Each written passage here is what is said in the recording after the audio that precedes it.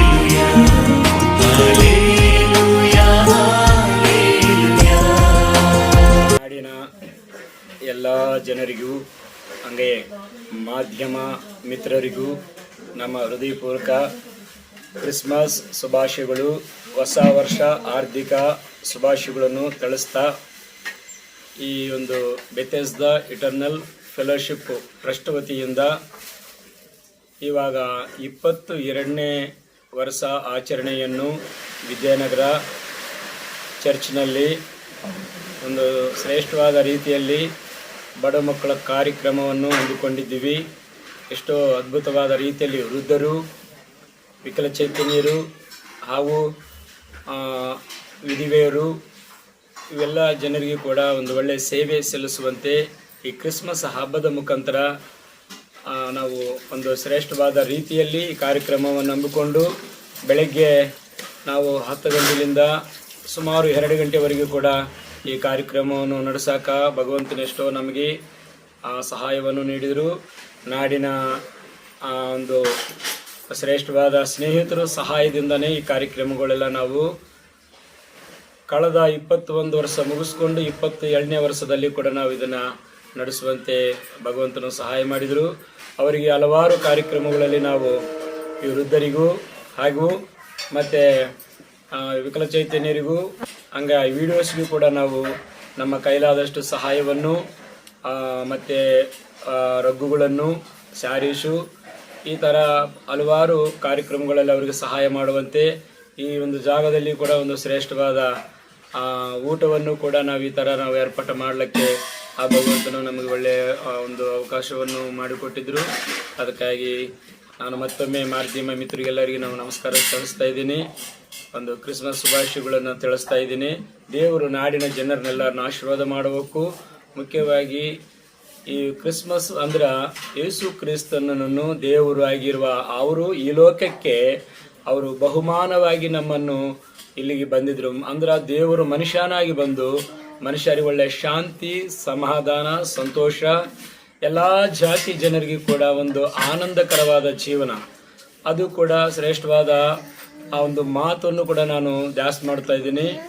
ಸತ್ಯವೇದದಲ್ಲಿ ಒಂದು ಅದ್ಭುತವಾದ ಮಾತೇನೆಂದ್ರೆ, ಆ ಮೇಲದ ಲೋಕದಲ್ಲಿ ದೇವರಿಗೆ ಮಹಿಮೆಯು, ಹಾಗೆ ಭೂಮಿ ಮೇಲಿರುವ ಎಲ್ಲ ಜನರಿಗೆ ಶಾಂತಿ ಸಮಾಧಾನವನ್ನು ಉಂಟು ಮಾಡುವ ಸಲುವಾಗಿ ನಾನು ಭೂಮಿಗೆ ಬಂದೀನಿ ಅಂತೇಳಿ ಯೇಸು ಸ್ವಾಮಿಯವರು ನುಡಿದಿದ್ದ ಆ ಮಾತನ್ನು ಕೂಡ ನಾನು ತಿಳಿಸ್ತಾ ಇದ್ದೀನಿ. ಅವರು ಇನ್ನೂ ಒಂದು ಮಾತನ್ನು ಹೇಳಿದರು, ನಾನು ಶಾಂತಿ ಕೊಡ್ತಾ ಇದ್ದೀನಿ, ಶಾಶ್ವತವಾದ ಶಾಂತಿಯನ್ನು ಪ್ರತಿಯೊಂದು ಕುಟುಂಬವನ್ನು ಅನುಭವಿಸಬೇಕಂತೇಳಿ ಅವರೊಂದು ಈ ಲೋಕದಲ್ಲಿರುವ ನಮ್ಮನ್ನೆಲ್ಲರನ್ನೂ ಕೂಡ ಅವರು ಬ್ಲೆಸ್ ಮಾಡಿದರು. ಆ ಒಂದು ಆಶೀರ್ವಾದದಿಂದನೇ ಅವ್ರ ಮೇಲೆ ವಿಶ್ವಾಸ ನಂಬಿಕೆಯಿಂದ ಎಷ್ಟೋ ಮಂದಿ ಆ ಶಾಂತಿ ಸಮಾಧಾನವನ್ನು ಪಡ್ಕೊತಾ ಇದ್ದಾರೆ. ನಾನು ಕೂಡ ನಮ್ಮ ಗಂಗಾವತಿ ಪಟ್ಟಣ, ನಮ್ಮ ಕೊಪ್ಪಳ ಡಿಸ್ಟಿಕ್ಕು, ನಮ್ಮ ರಾಷ್ಟ್ರ ಕರ್ನಾಟಕ, ನಮ್ಮ ದೇಶ ಶಾಂತಿ ಸಮಾಧಾನದಿಂದ ಇರಬೇಕಂತೇಳಿ ನಾವು ಈ ಒಂದು ಕ್ರಿಸ್ಮಸ್ ಸಂದರ್ಭದಲ್ಲಿ ಒಂದು ಒಳ್ಳೆಯ ಪ್ರಾರ್ಥನೆಯನ್ನು ಸಲ್ಲಿಸಿದ್ವಿ. ಎಲ್ಲರಿಗೂ ಕೂಡ ನಾನು ಧನ್ಯವಾದಗಳು ತಿಳಿಸ್ತಾ ಇವೆರಡು ಮಾತು ಮುಗಿಸ್ತಾ ಇದ್ದೀನಿ.